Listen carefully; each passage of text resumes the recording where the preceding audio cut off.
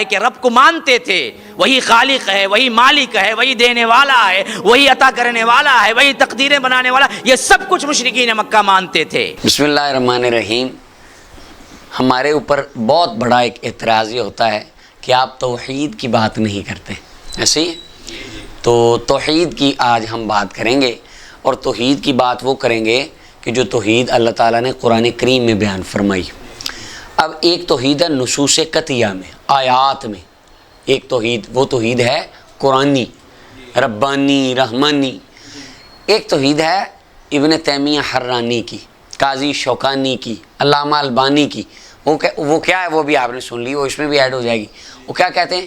مشرکین مکہ اللہ کو مانتے تھے، اللہ کو مانتے تھے، اور وہ سجدہ اللہ کو، رازق اللہ کو دینے والا، بس شرک کہاں ہوا کہ وہ درباروں پہ چلے گئے۔ کون؟ مشرکین مکہ کے جو آخرت کے کنسیپٹ کو مانتے ہی نہیں تھے۔ ان کے بارے میں کیا کہتے ہیں؟ وہ کہاں جاتے تھے؟ یہ ان کا شرک تھا، تو آپ بھی دربار پہ جاتے ہیں، لہٰذا مشرک۔ وہ ایک توحید کے اوپر کتاب لکھی ایک صاحب نے، وہ پوری میں نے بک پڑھی، اس میں انہوں نے لکھا دربار پہ جانا شرک ہے، تعویذ پہننا شرک ہے، صالحین کے سے برکت کا کنسیپٹ عقیدہ رکھنا یہ شرک ہے، اور آپ کا دعا میں اللہ تعالیٰ کے ذات کے سامنے کسی کا وسیلہ دینا یہ شرک ہے۔ ان کا بس یہ شرک ہے۔ اور یہ جو میں اب آیات پڑھنے لگا ہوں، ان میں سے ایک آیت بھی انہوں نے اپنی بک میں نہیں لکھی۔ یعنی یہ توحید ہے قرآنی، اور ایک توحید ہے حرانی، شوکانی، البانی۔ اچھا، اب وہ بات ان کی ٹھیک ہے کہ یہ کوئی اور کتابیں پڑھتے ہیں، کتابیں اور نہیں پڑھتے، کتابیں یہی پڑھتے ہیں، لیکن مقصد ہے ہم کتابیں، یعنی ایک بندہ قرآن کریم کو پڑھتا ہے، نبی کریم صلی اللہ علیہ وسلم کی محبت، بات وہی ہے، سمجھ اس کو آتا ہے جو مدینے کی گلی سے ہو کے پڑھے۔ اچھا، اب مشرکین مکہ کا شرک کیا تھا، اور عقیدہ توحید اصل میں ہے کیا، اور مشرکین مکہ کیا مانتے تھے؟ اور خوارج کے جتنے علماء آپ ان کو دیکھیں گے، وہ کہیں گے مشرکین مکہ اللہ کو ایک مانتے تھے، وہ کہتے تھے اللہ ہی ہے، بس خالق مالک رازق صرف اللہ ہے۔ اب ذرا دیکھیں سورہ جن کی آیات پہلی، قُلْ أُوحِیَ إِلَیَّ أَنَّهُ اسْتَمَعَ نَفَرٌ مِّنَ الْجِنِّ، حبیب فرما دیجئے وہی ہوئی، میرے جن آئے حضور کے پاس، حدیثوں میں آتا ہے، آپ نے پڑھا ہوا، انہوں نے کہا ہم نے قرآن سنا، قرآن رہنمائی کرتا ہے ہدایت کی طرف، ہم ایمان لائے نبی پر اور قرآن پر، وَلَن نُشْرِكَ بِرَبِّنَا أَحَدًا، سورہ جن کی دوسری آیت، ہم اللہ کے ساتھ کسی کو شریک نہیں بنائیں گے۔ شین را کاف، شرک معنی کیا ہوتا ہے؟ پارٹنر، برابر، جیسے شریکہ پنجابی میں کہا جاتا ہے، سانجی، یعنی ایک یہ پلاٹ ہے، دو بندے اس کے مالک ہیں، اس کو کہتے ہیں شریک۔ یعنی اب وہ جن کیا کہہ رہے ہیں آ کے کہ ہم اللہ کے ساتھ کسی کو، یعنی اللہ کے ساتھ کسی اور کو بھی وہ خالق، رازق اور بنانے والا، چلانے والا مانتے تھے۔ کہتے تھے اللہ اکیلا نہیں ہے، اس کے اوپر میں آگے بتاتا ہوں۔ وہ کہتے تھے اللہ اکیلے نے کائنات نہیں بنائی، اور وہ ذات میں بھی اکیلا نہیں، بنانے والا بھی تنہا نہیں، چلانے والا بھی تنہا، بلکہ اس کے ساتھ کئی شریک ہیں، یعنی وہ اللہ کے برابر ہیں، یعنی وہ اور اللہ ہیں اور خدا ہیں، ایک نہیں ہے۔ وَأَنَّهُ تَعَالَى جَدُّ رَبِّنَا، اور ہمارا رب پاک ہے اس سے کہ مَتَّخَذَ صَاحِبَةً وَلَا وَلَدًا، نہ اس نے بیوی بنائی، نہ اس نے اپنے بچے پیدا کیے بنائے، وہ بیوی سے بھی پاک اور بچوں سے بھی۔ اسے کیا پتہ چلتا ہے کہ وہ اللہ کی بیوی مانتے تھے۔ اچھا، اب یہ جنات کی خبر اس لیے دی گئی کیونکہ وہ جنات کو اللہ کا شریک مانتے تھے، خود جنات کو۔ سورہ الانعام کی آیت نمبر 100 اللہ فرماتا ہے وَجَعَلُوا لِلَّهِ شُرَكَاءَ الْجِنِّ، انہوں نے جنوں کو اللہ کا شریک بنایا، پارٹنر۔ وہ کہتے تھے کہ اللہ اکیلا، یہ جن ساتھ اللہ کے ساتھ کام کرتے ہیں اور یہ اللہ کے شریک ہیں۔ اچھا، اب وہ جو جنات مسلمان ہوئے، انہوں نے کہا کہ ہم اللہ کے ساتھ آج کے بعد کسی کو شریک، پہلے وہ تھے مشرک۔ کیوں مشرک تھے؟ ان کا شرک کیا تھا؟ خارجیوں سے پوچھیں کیا تھا، کہیں گے وہ درباروں پہ جاتے تھے۔ جن کدھر جاتے تھے؟ وہ دیگیں دیتے تھے، اور وہ عرس کرتے تھے، وہ داد صاحب کے عرس میں جاتے تھے، تو لہذا یہ ان کا شرک تھا۔ تو اب قرآن کیا کہہ رہا ہے؟ ان کا شرک تھا کہ اللہ کی بیوی اور اللہ کی اولاد مانتے تھے۔ کوئی مسلمان اللہ کی بیوی مانتا ہے؟ اولاد مانتا ہے؟ تو یہ مشرک ایسے کیا کہ کسی مسلمان کا یہ عقیدہ ہے کہ اللہ کے علاوہ بھی کوئی خالق ہے، اللہ کے علاوہ بھی کچھ چلانے والا ہے، یعنی اللہ کے علاوہ اللہ کا پارٹنر ہے، وہ بھی کائنات کے اندر تصرف کر سکتا ہے؟ یعنی اگر اولیاء، انبیاء، صالحین کو اللہ نے کوئی اختیار دیا ہے تو وہ اللہ کا عطا کردہ ہے، وہ تو خدا کی عطا ہے، ان کے اندر پرسنلی عطا ربانی کو ہٹائیں تو ان کے اندر کسی قسم کی کوئی طاقت کوئی بھی نہیں مانتا، یعنی وہ اللہ کی عطا مانتے ہیں نا، تو اللہ جس کو چاہے جتنا چاہے عطا فرما سکتا ہے کہ نہیں؟ اب وہ کہتے ہیں نہیں یہ نہیں ہم نے ماننا، یہ شرک ہے، یہ کیا ہے؟ اچھا اب دیکھیں قرآن شرک کس کو کہہ رہا ہے، اور دیکھیں البانیہ سے ہمیں کیا آوازیں آئی ہیں اور کیا وہ آج کل محنت کس پہ ہو رہی ہے۔ دوسرا مقام سورہ الانعام کی آیت نمبر 100 اور 101 پوری یہ پڑھیں، وَجَعَلُوا لِلَّهِ شُرَكَاءَ الْجِنَّ، مشرکین مکہ نے، اور یہ مکی صورت ہے الانعام کے اندر، یعنی اس میں مخاطب مشرکین مکہ ہیں۔ کوئی کہے نہیں جی یہ وہ کرسچن جو تھے نا، دیکھیں وہ بات بعد میں، ابھی مشرکین مکہ سامنے مخاطب ہیں، ان سے بات ہو رہی، انہوں نے اللہ کا شریک بنا دیا، ایک نہیں شرکاء کئی، الجن کن کو؟ وخلقہم، حالانکہ اللہ نے ان کو خلق کیا، وخرقوا لہ بنین وبنات بغیر علم، اللہ کے کئی بیٹے، کیا؟ اور کئی بیٹیاں۔ عیسائیوں نے تو کہا تھا نا وقالت المسیح ابن اللہ، ایک ابن اللہ، وہ بنین اللہ نہیں کہتے تھے، ابن اللہ۔ یہ مشرکین مکہ ہیں، وہ کہتے تھے ایک نہیں، اللہ کے کئی بیٹے اور کئی آگے کہا سبحانہ و تعالی ما یصفون، اللہ تعالیٰ پاک ہے، وہ بلند ہے یہ جو کہہ رہے ہیں۔ اور آگے اگلی آیت میں بدیع السماوات والارض انا یکون لہ ولد، اس کی اولاد کیسے ہو سکتی ہے، ولم تکن لہ صاحبہ، جب اس کی بیوی نہیں ہے۔ اور آگے متصل دیکھیں کیا کمال لفظ ہے، وخلق کل شیء، چونکہ مشرکین مکہ مانتے تھے یہ سارا کچھ خلق اللہ نے نہیں کیا۔ وہ جو آیتیں پیش کرتے ہیں نا آگے لَيَقُولُنَّ اللَّهُ، وہ انشاءاللہ اس پہ الگ گفتگو کریں گے کسی، وَلَئِن سَأَلْتَهُم مَنْ خَلَقَ السَّمَاوَاتِ وَالْأَرْضَ لَيَقُولُنَّ اللَّهُ، اللہ کے فضل سے ہم نے پڑھی ہیں، اس کا ترجمہ تفسیر ہم نے پڑھا ہوا آتا ہے ہمیں، اس پہ بات پھر کریں گے، کیونکہ یہ دیکھیں جب یہ بات ہوگی نا تو فوراً یہ ایک آیت یاد کی ہوئی انہوں نے، اور وہ یہ 20ویں پارے کی آیات 2-3 پڑھیں گے، کہتے ہیں دیکھیں اب اس کا وَخَلَقَ كُلَّ شَيْءٍ، فرمایا اللہ کی بیوی نہیں، اولاد نہیں، اللہ نے ہر چیز بنائی، کیونکہ وہ مانتے تھے اللہ نے ہر چیز، وہ کہتے تھے اکیلا اللہ اتنی بڑی کائنات کیسے بنائے گا، تو لہٰذا یہ لات منات عزا نے اللہ کے ساتھ مل کے بنائی ہے، اور یہ اللہ کی بیٹیاں اور بیٹے وہ کیا ہے وہ آگے میں بتاتا ہوں، انہوں نے مل کے کائنات بنائی اور یہ مل کے چلاتے ہیں، اللہ اکیلا چلاتا تو یہ ان کا شرک تھا، یہ کیا تھا؟ اللہ کے انہوں نے پارٹنر بنائے، شریک کا معنی ہوتا ہے پارٹنر، سانجی، برابر کا، جوڑ کا، تو یہ ان کا شرک تھا۔ تو کیا کہا قل هو اللہ احد، اللہ ایک ہے۔ اچھا اب یہ اللہ، اس کا کیا مطلب ہے کہ اللہ کی کوئی بیوی، اللہ کی کوئی اولاد، اللہ کے بیٹے، اللہ کی بیٹیاں، یہ قرآن نے ہمیں سمجھایا، اور شیطان کے پیروکاروں نے ہمیں کیا سمجھایا، اس نے کہا قل هو اللہ احد، اس کا مطلب ہے کوئی داتا نہیں، کوئی ولی نہیں، کوئی غوث نہیں، کوئی قطب نہیں، کوئی ہجویر والا نہیں، کوئی اجمیر والا نہیں، یہ تقریر ہو رہی ہے جی۔ اب یہ ابن تیمیہ حرانی کی توحید، قاضی شوکانی اور البانی کی تو ہے، قرآن کا اس توحید سے کوئی تعلق نہیں۔ یہ امریکہ کے ڈالروں کی زور میں یہ توحید تو نکل سکتی، لیکن رسول اللہ کی نگاہ رحمت میں یہ توحید کا کوئی نام و نشان ہے۔ اچھا جی، اب کہا سبحانہ و تعالی ما یصفون، یعنی اللہ پاک ہے۔ اب دیکھیں وہ جو کہتے تھے اللہ کی بیٹیاں ہیں، وہ کس کو کہتے تھے؟ یہ اس کے اوپر امام طبری نے سورہ صافات کی آیت 158 کے تحت، اور تفسیر نصفی، ابو حاتم الرازی، تفسیر ابن کثیر، بیضاوی، اور تفسیر سفیان ثوری، خازن، بغوی، روح المان، ساری تفسیریں 14 صدیوں کی نکال لیں، اور صحیح بخاری کے اندر بھی 2 جگہ پہ یہ روایت آئی ہے، 3295، 4830۔ قال کفار قریش، جو قریش کے کفار تھے، کافر لوگ تھے، وہ کہتے تھے الملائکۃ بنات اللہ، فرشتے اللہ کی بیٹیاں، فرشتے اللہ کی بیٹیاں۔ اچھا، اور تفسیر کی کتابوں میں آتا ہے کہ جب انہوں نے یہ کہنا تو فسال ابو بکر صدیق، سیدنا ابو بکر صدیق نے کہنا من امہاتہن، ان کی مائیں کون ہیں؟ فقالوا، اب یہ الفاظ بخاری میں بھی ہیں، انہوں نے کہنا وامہاتہن بنات سروات الجن، ان فرشتوں کی جو مائیں ہیں نا سردار جنوں کی بیٹیاں، یعنی نعوذ باللہ سردار جو جن ہیں ان کی بیٹیوں سے اللہ نے شادی کی ہے، اور ایک نہیں کئی بیویاں ہیں اللہ کی، اور ان میں سے اللہ کی بیٹیاں فرشتے جو اللہ کے ساتھ مل کے کائنات کو چلاتے ہیں، نعوذ باللہ۔ اپنے ذام میں وہ جن کو فرشتہ سمجھتے تھے، در حقیقت وہ جن تھے، کیونکہ قیامت والے دن اللہ تعالیٰ فرشتوں کو پوچھے گا یہ تمہاری عبادت کرتے تھے، وہ کہیں گے نہیں بل کانوا یعبدون الجن، وہ آگے میں آیت پڑھتا ہوں کیا اللہ جنوں کی پوجا کرتے تھے.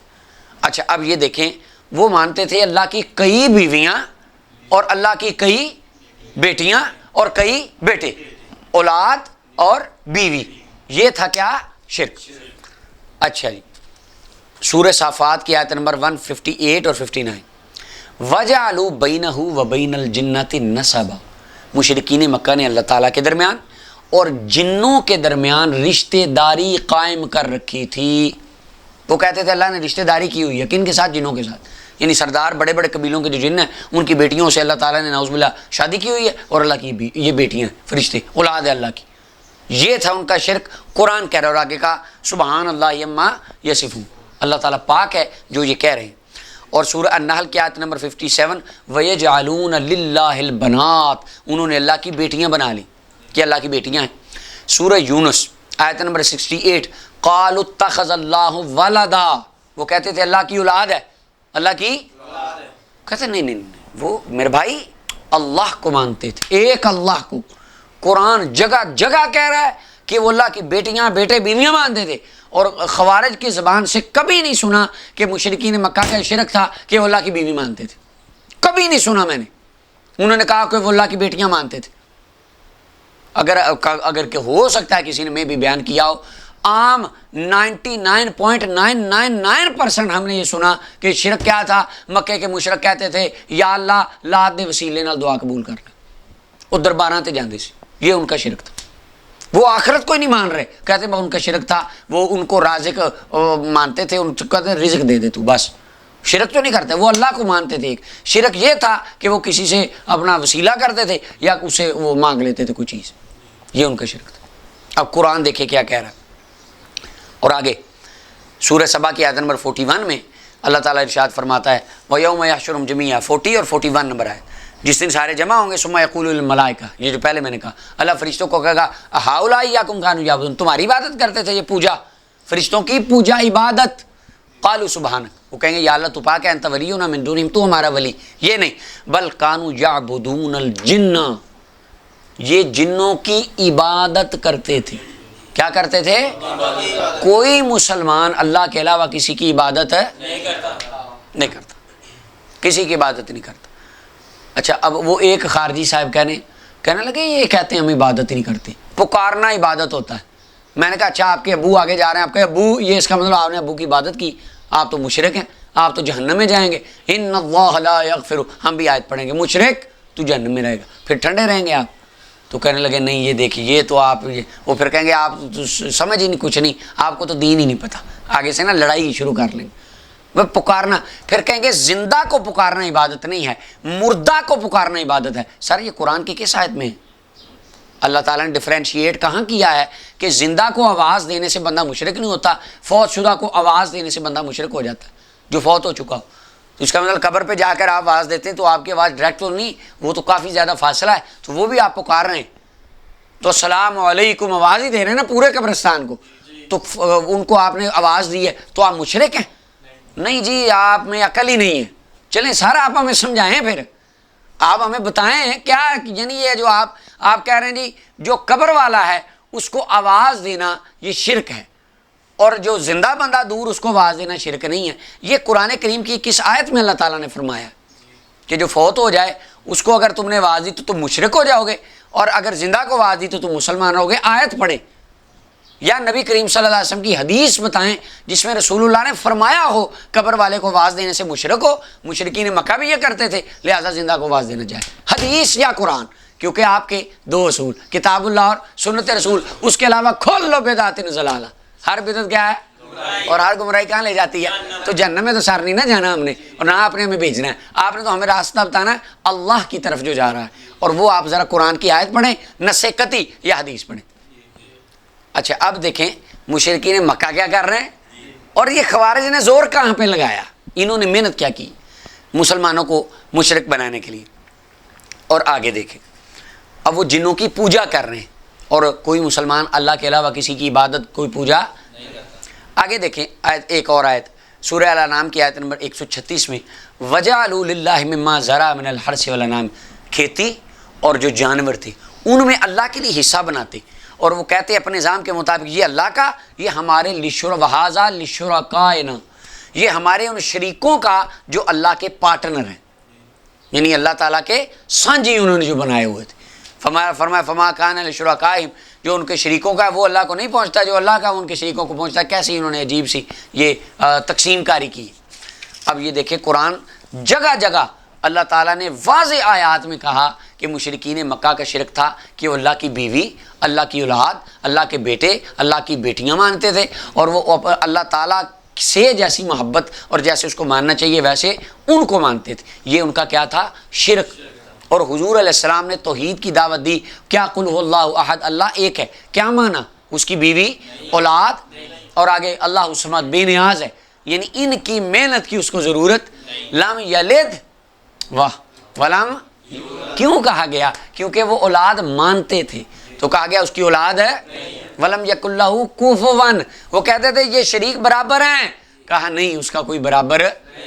اور جنہوں نے یہ پیغام عام کیا انبیاء نے، وہ سورہ صافات کی آیتیں پڑھیں، آخر میں کیا کہا؟ سبحان ربک رب العزہ عما یصفون، اللہ پاک ہے، والسلام علی المرسلین، میری توحید کا پیغام عام کرنے والے رسولوں کو سلام۔ اب سلام ان موحدین انبیاء پر ہے جنہوں نے وہ توحید بتائی جو قرآن میں لکھی، اور جو امریکہ سے آئی ہے، سعودی عرب کے راستے سے، وہ توحید پڑھنے والوں کو کوئی سلام ہے؟ انہوں نے تو شرک کی مشین چلائی امت محمدیہ پر۔ آخر میں برکت کے لیے حافظ ابن تیمیہ کے لاڈلے شاگرد حافظ ابن کثیر کی ایک دو باتیں میں آپ کو بتاتا ہوں۔ تفسیر ابن کثیر سورہ مومنون کی آیت نمبر 60 اور نوح کی آیت نمبر 20 کی تفسیر میں، والذین ہم بربہم لا یشرکون، جو اللہ کے ساتھ شرک نہیں کرتے۔ حافظ ابن کثیر شرک کا معنی بیان کر رہے ہیں۔ شرک کیا ہوتا ہے؟ ایک وہ ہے جو تیمیون ہمارے پاکستان انڈیا کے ہمیں سناتے ہیں کہ دربار پہ جانا شرک، اور یہ دیکھ دینا شرک، اور آپ کا نبی یا رسول اللہ کہنا شرک، یہ شرک۔ حافظ ابن کثیر کہتے ہیں شرک کا مطلب یہ ہوتا ہے لا یعبدون معہ غیرہ، کہ اللہ تعالیٰ کے علاوہ جو لوگ شرک نہیں کرتے، یا کیا معنی اللہ کے علاوہ کسی کی عبادت نہیں کرتے، بل یوحدونہ، بلکہ اللہ کو ایک مانتے ہیں، توحید پہ قائم رہتے ہیں، اور وہ جانتے ہیں انہ لا الہ الا اللہ وحدہ صمدہ، اللہ تنہا ہے، بے نیاز، لم یتخذ صاحبۃ ولا ولدا۔ توحید موحد وہ ہوتا ہے جو اللہ کی بیوی نہ مانے اور اولاد نہ مانے، وَأَنَّهُ لَا نَظِيرَ لَهُ، اللہ کا کوئی مثل کسی کو نہ مانے اور اللہ کا برابر کسی کو، وہ کون ہوتا ہے؟ موحد۔ انہوں نے یہ نہیں کہا موحد ہم، اور ہمارے بھائی جان حاج صاحب، علامہ صاحب، حضور قبلہ شیخ، موحد کون ہوتا ہے؟ میرے بھائی جو دربار پہ نہ جائے وہ موحد۔ اب چلیں کوئی شرم کر رہے ہیں، حافظ ابن کثیر کی بات کی لاج رکھیں، وہ کیا کہہ رہے ہیں۔ اور دوسری جگہ پہ سورہ نوح کی آیت 20 کی تفسیر میں وہ کہتے ہیں کہ لِتَسْلُكُ مِنْهَا سُبُلًا فِجَاجًا، یعنی اللہ تعالیٰ نے تمہیں پیدا کیا تاکہ جہاں زمین میں چاہو تم اللہ تعالیٰ کے حکم سے آؤ جاؤ۔ یہ اللہ تعالیٰ کی قدرت کے اوپر نوح علیہ السلام نے ان کو متنبع فرمایا کہ اللہ کی تخلیق کے اندر۔ اور آگے وہ کہتے ہیں کہ فَهُوَ الَّذِي يَجِبُ أَن يُعْبَدَ، اللہ واجب ہے کہ اللہ کی عبادت کی جائے، اللہ کو ایک مانا جائے اور اس کے ساتھ کسی کو شریک نہ کیا جائے۔ کیوں؟ کیونکہ اس کا کوئی ہم مثل برابر نہیں، نہ اس کی بیوی، نہ اس کی اولاد، نہ اس کا وزیر، نہ اس کا مشیر، بل هو العلی الکبیر، بلکہ وہ بلند و بالا حکمت والا ہے۔ تو شرک ہے اللہ کی اولاد اور بیوی ماننا، اور توحید ہے اللہ کو تنہا وحدہ لا شریک ماننا۔ یہ توحید ہے قرآنی، ربانی، رحمانی، اور اللہ کے فضل سے یہ وہ توحید ہے جو اجمیر کے اندر حضرت معین الدین اجمیری نے پھیلائی۔ اجمیر سے حضرت داتا صاحب رحمۃ اللہ علیہ لے کے آئے، حضرت شیخ عبد القادر جیلانی غوث الثقلین لے کر آئے۔ یہ توحید وہ تھی جس نے لوگوں کے شرک کو توڑا اور ان کا تعلق اللہ سے جوڑا۔ اور ایک جو توحید امریکہ سے آئی، انہوں نے مسلمانوں کسی کا تعلق اللہ سے نہیں جوڑا، بلکہ جن کا جڑا تھا انہوں نے ان کا بھی توڑا اور ان کو بھی انہوں نے مشرک بنایا۔ تو ہم جو توحید مانتے ہیں وہ قرآن والی ہے، رب رحمان والی ہے، قرآنی، ربانی، رحمانی، نہ کہ ہرانی، شوکانی، البانی۔ اللہ تعالیٰ قرآن والی توحید سب کو سمجھائے۔